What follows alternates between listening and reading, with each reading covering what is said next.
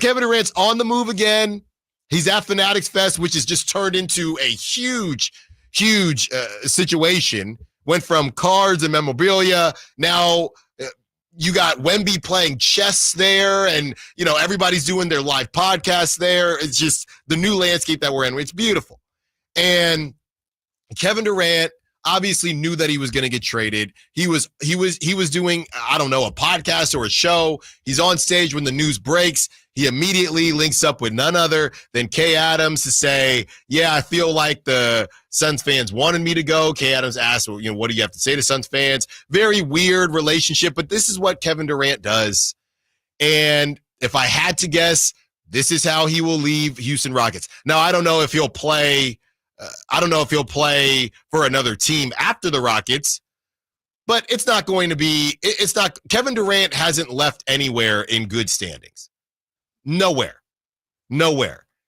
Funny enough, you could argue, well, number one, he was a free agent, so you could say you might be able to argue the Thunder because at least he didn't force his way out, but you could I don't know, where did Kevin Durant leave the best standings? Is it somehow Golden State because at least they won championships? You're saying where he left and it was where his reputation is the best? I guess just the relationship in general. When he left OKC, everybody hated him, even though he was a free agent, because of where he went. Not that he left, because he went to the Warriors. Then he goes to the Nets. All of a sudden, they acted like they were they were put on Alcatraz. I'll never forget Kyrie getting interviewed after the three of them made their way out, and Kyrie said, "I'm just so happy my brothers got out of there, man." And you would have thought they were imprisoned.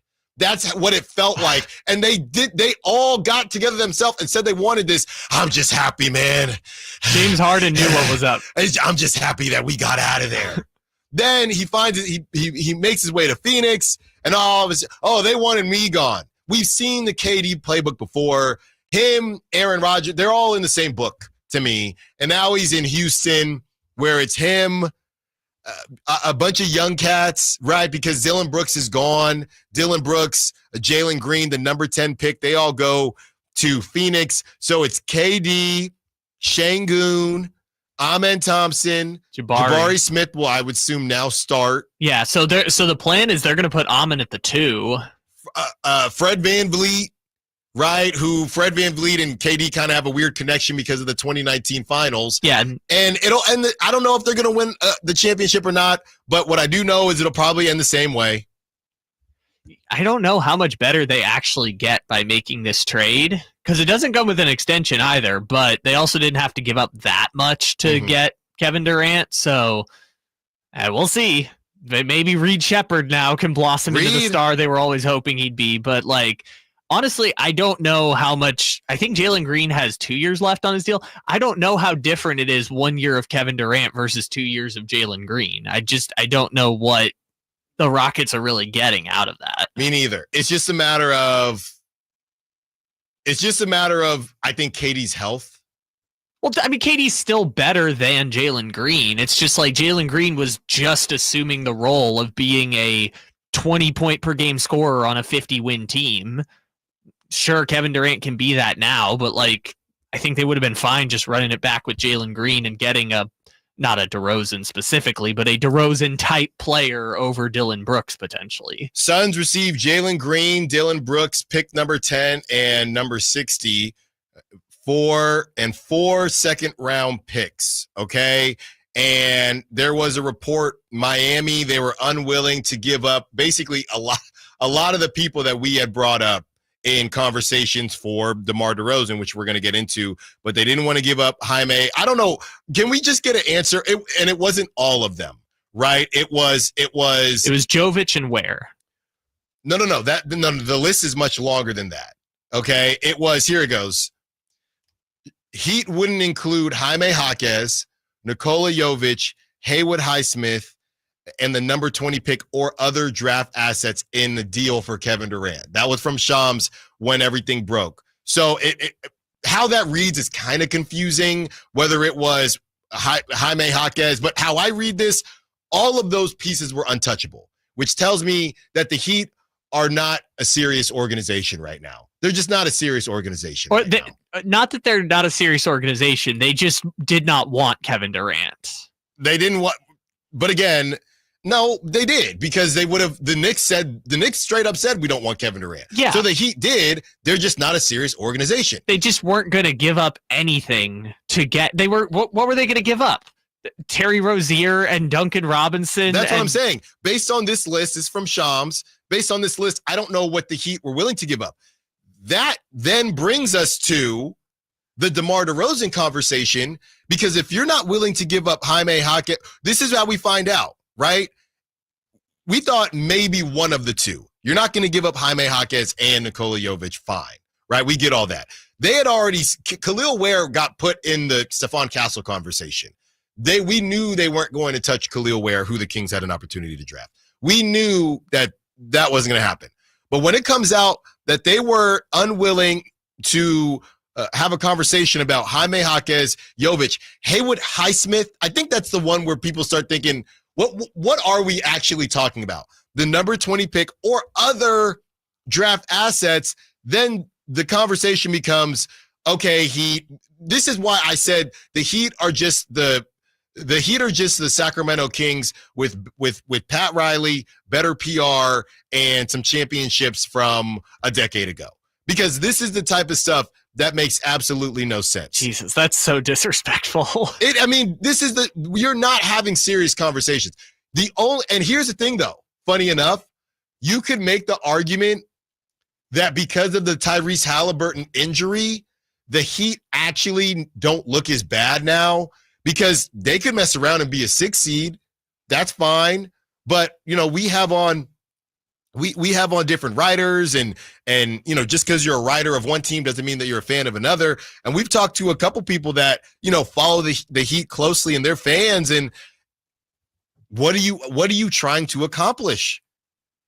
And the other part of it when it comes to the Heat is that you're in Miami. You don't have the small market tax. You don't have the Sacramento tax.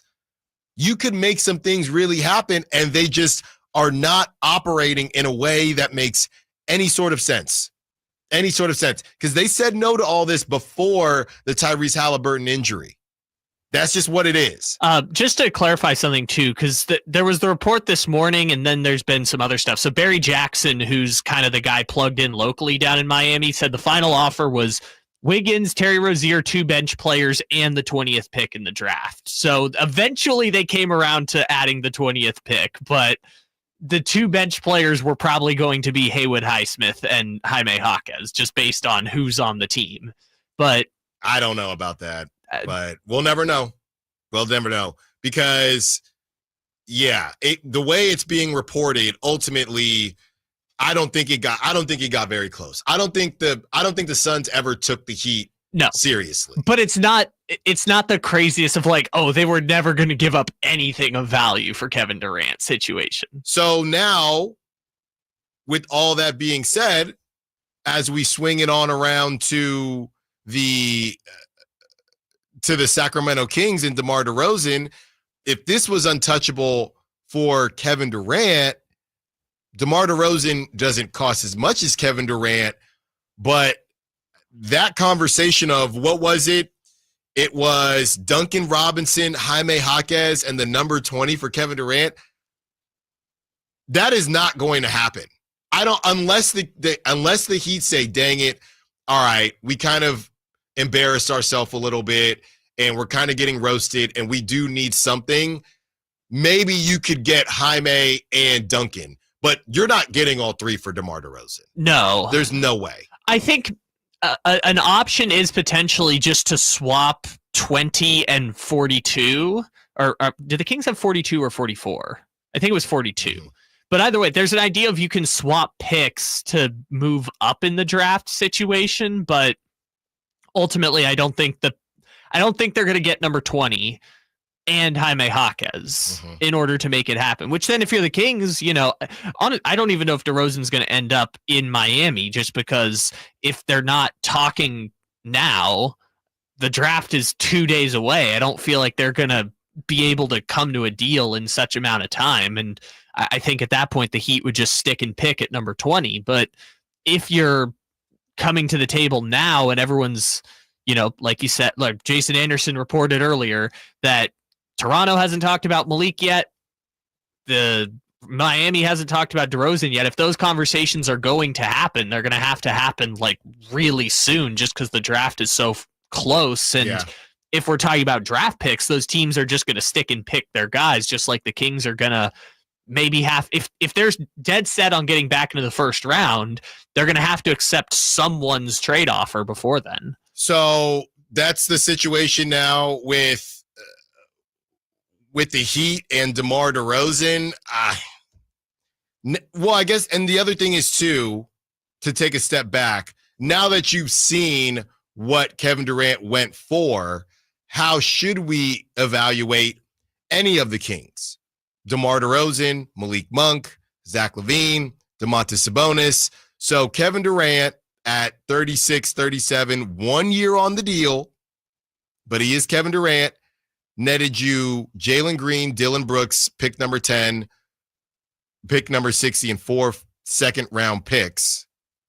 What do you think DeMar DeRozan's value is now? Because we have two situations in Desmond Bane, where that was 4 first-rounders. Yes, 2 weren't very high value, okay, and 2 rotation pieces again. So in my opinion, I look at it and I say, and I'd have to see if Miami has a second. The reality is, look, Jaime Jaquez is good, but I'm not leaving if I'm the Kings, because this came out from Sam Amick, but we never needed to report it because obviously Kevin Durant's gone now. But the report came out where if we just don't like, and this goes back to running it back, if the Suns didn't like what they saw, you give yourself more leverage if you at least give off that you're willing to run it back. And DeMar is different than Zach LaVine. Nobody is going to take on that. Well, the Kings did, but that was a huge, huge trade. Zach LaVine is harder to move. Zach LaVine, Domantas Sabonis would be harder to move at the trade deadline than DeMar DeRozan. So you can take more time with DeMar DeRozan. Let's say a Timberwolves team is in a tough spot and they decide, or maybe even the Celtics, and they decide, okay, we're at the trade deadline. We can still mess around here. The East is whatever, or we're trying to make a push. Let's revisit the DeMar DeRozan convo. Because if I'm the Kings now, look, Jaime Jaquez is a fine player, and we know he's young, but we ain't talking about somebody that is going to be a 3-time all. I don't think. Okay, anything's possible, but a multiple-time all-star here. If I'm the Kings, and again, the Heat, that was one of Kevin Durant's destinations, so they thought they had a bit of leverage. I believe the Rockets were another destination that he was at least interested in as well. It's just hard to keep up with KD. But if I'm the Kings, I'm saying, look, man, if we lose, we're not purposely taking it all. But if you're saying you're trying to give up what, Duncan Robinson and Haywood Highsmith and some seconds for DeMar DeRozan, I'm not doing that. I'm just going to see what else is out there, see if you get desperate at the trade deadline, and go from there. The conversation starts at Jovic or Jaime Jaquez. I guess the problem potentially is Miami the only bidder, right? Mm-hmm. Because we haven't really heard any other teams connected to DeRozan, like in rumor. Toronto is a team that makes sense. Seems like they're more interested in Malik Monk, right? Mm-hmm. So we just don't know who else is trying to trade for DeRozan. So if it comes down to your point, Miami or hold on to DeRozan, then of course you hold on to the piece and see if you can get a better trade later, even if there's no draft picks involved. But what's more surprising is just the lack of a second team that is connected to DeMar or that would be connected to DeRozan. Well, yet we don't hold on. This whole thing, and we'll actually, people were upset at Adam Silver for quote unquote letting the trade happen on the same day as Game 7. Who cares? Yeah, I mean, you can't really control it. It's just who cares? It's like it's NFL people who say the NFL makes nothing's bigger than the Super Bowl, right? The day itself, you can't supersede it. But didn't Aaron Rodgers leak that he wanted to trade on draft day one time? Of course, Aaron Rodgers did. But my whole thing was I didn't really care because it happened in the morning. The game wasn't until 5. Yeah, it happened at. Was it even 10 o'clock? But that's the thing about the schedules being so tight. Like what? So they would have broken it today and completely superseded the championship? You could make the argument. It may have helped viewing because everybody is looking at it saying, if the Thunder don't win tonight, now the Rockets have KD. We were sitting there saying the Thunder are gonna just fire off 3-4 championships here. Could the Rockets affect that? So you could argue that it helped. I did not understand why people, Adams, how could he let this happen? It's the biggest game of the season. Yeah, it's at 5. Yeah, it's in 8 hours. These are two different worlds, right? The NBA transaction world is different from the NBA basketball like itself. The KD trade could have happened at any point. It just had to happen now because Phoenix now has the 10th pick in the draft and they have to, scout people and invite them for workouts and things like that. Miami Heat, this is who we know we're interested in Kevin Durant, okay? That's not to say that they will be interested in DeMar DeRozan or Zach LaVine or Malik Monk. But this is who we know for a fact we're interested in Kevin Durant. The Miami Heat, the Minnesota Timberwolves, the Toronto Raptors, and I guess the Grizzlies denied it, but that conversation came up. You could throw in the Spurs too, but the Spurs, they didn't want to give up enough, and I can't see another Spurs deal happening. I mean, there was reports that the Spurs just didn't offer anything. And the Knicks did not. They said that they weren't interested in KD. KD was interested in them. The Grizzlies essentially said the same thing. So we could even cut the Grizzlies off for now because we don't know what the Grizzlies are doing. We know it was the Raptors. We know it was the Timberwolves. We know it was the Miami Heat. So out of those 3 teams, like I talked about on Friday, conversations have been had as far as the Kings are concerned with one of those teams that I know of. What we talked about with Chris Persanian and Malik Monk, that was more so we're interested in Malik Monk. We've been interested in Malik Monk. I don't have any reports as of 11/24 that the Kings and the Raptors had conversations.